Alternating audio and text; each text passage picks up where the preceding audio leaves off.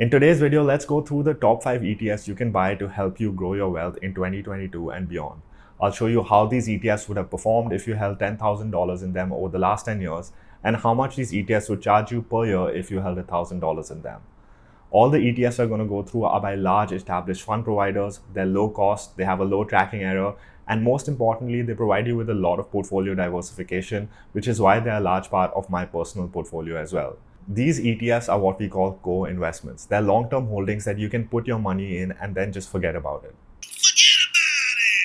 Come back and check on them every couple of years if you want to and watch them do their job of growing your wealth. The only thing you should do to these investments once you're in them is add to them if you have more of your savings to invest.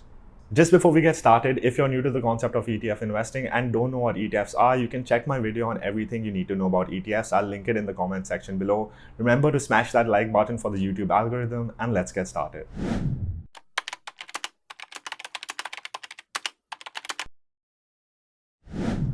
The first ETF on this list, and one of my personal favorite ETFs, is the iShares Core S&P 500 ETF. The ticker symbol is IVV. This ETF tracks the S&P 500 index, which is a stock market index tracking the performance of the 500 largest companies listed in the United States. So by buying this ETF, you're diversifying your investment exposure into all of the large and established companies of the world's largest economy.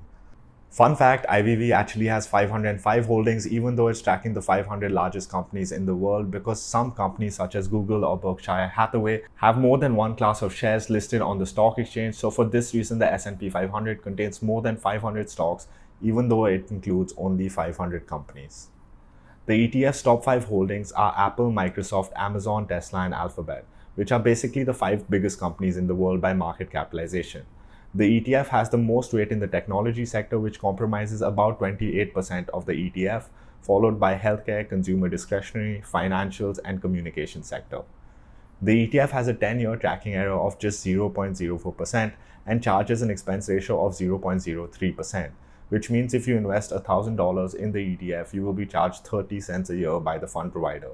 Even after the recent correction, the ETF has a 10-year annualized performance of 14.6%, which is quite impressive. And that means if you had invested $10,000 in IVV 10 years ago, that $10,000 would be approximately $39,000 today. The second ETF on this list is the Vanguard Total Stock Market Index Fund ETF. The ticker symbol is VTI. The ETF tracks the performance of the CRSP US Total Market Index, which comprises of large, medium, and small cap stocks listed in the US and represents nearly 100% of the US investable equity market. So to clarify, while the S&P 500 ETF gives you exposure to the large capitalization companies, this ETF gives you exposure to nearly all listed companies in the US, ranging from small-sized companies to large-sized companies. The ETF has 4,124 holdings. Yes, you heard that right. 4,124 holdings, which is surprisingly not the most on today's list. The ETF's top 5 holdings are the same as that of the S&P 500 ETF, that is Apple, Microsoft, Amazon, Tesla, and Alphabet.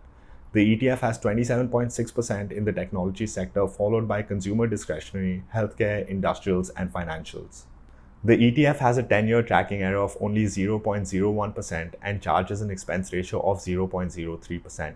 Which means if you invested $1,000 in the ETF, you will be charged 30 cents a year by the fund provider. In terms of performance, the ETF has an impressive 10-year annualized performance of 14.25%. And that means if you had invested $10,000 in the ETF 10 years ago, then that $10,000 would be approximately $38,000 today. The third ETF on this list is the Invesco QQQ Trust. The ticker symbol is QQQ. The ETF tracks the performance of the NASDAQ 100 index, which includes 100 of the largest non-financial companies listed on the NASDAQ stock market, based on market capitalization. Though this ETF does have some exposure to companies outside the US, 98% of the companies in this ETF are US-based companies. The ETF's top 5 holdings are once again Apple, Microsoft, Amazon, Tesla, and Alphabet. The ETF has a much heavier tilt to the technology sector compared to the other ETFs on this list, which comprises just over 50% of the ETF. This is followed by the consumer discretionary sector, communication services, healthcare, and consumer staples. The ETF has a 10-year tracking error of 0.22%, which is higher than the 2 ETFs discussed before, but can be largely explained by its relatively higher expense ratio of 0.2%. Which means if you invested $1,000 in the ETF, you will be charged $2 a year by the fund provider. In terms of performance, the ETF has a 10-year annualized performance of 19.44%, which is honestly mind-blowing, but we shouldn't be too surprised since the technology sector has outperformed the rest of the stock market over the last 10 years. If you had invested $10,000 in this ETF 10 years ago, then that $10,000 would be approximately $59,000 today. The fourth ETF on this list is the Vanguard Total World Stock ETF.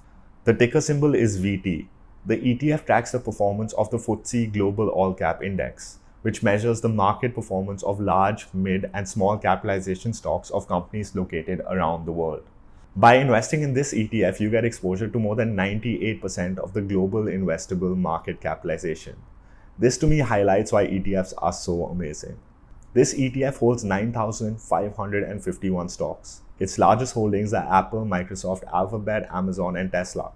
Just over 60% of its allocation is in the US, followed by Japan, UK, Canada, and China. The top 5 sectors are the technology sector, financials, consumer discretionary, industrials, and healthcare.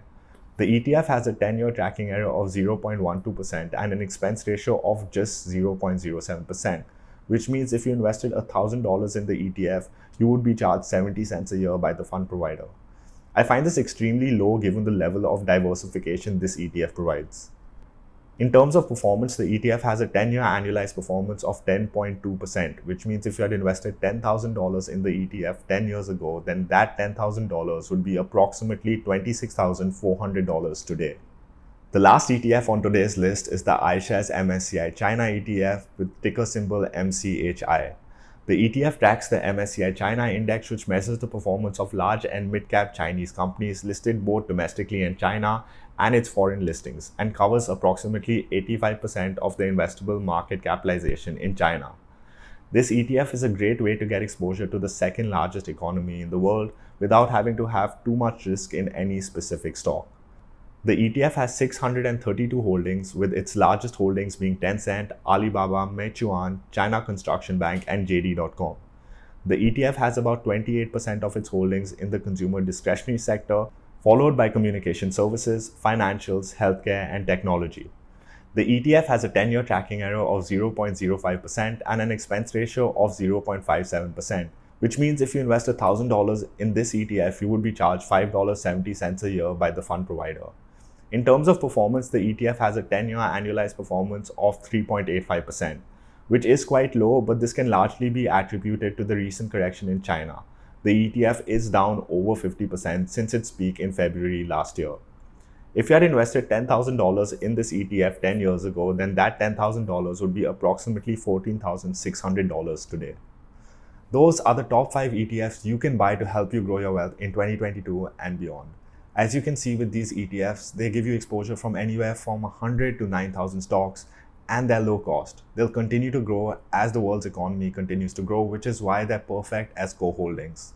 Here's a quick summary you can use to decide if you want to buy any of these ETFs. Let me know in the comment section below if you want similar lists for dividend ETFs, fixed income ETFs, high growth ETFs, and I'll be sure to make them. Do like the video and subscribe if you find this content useful. I'll see you in the next one.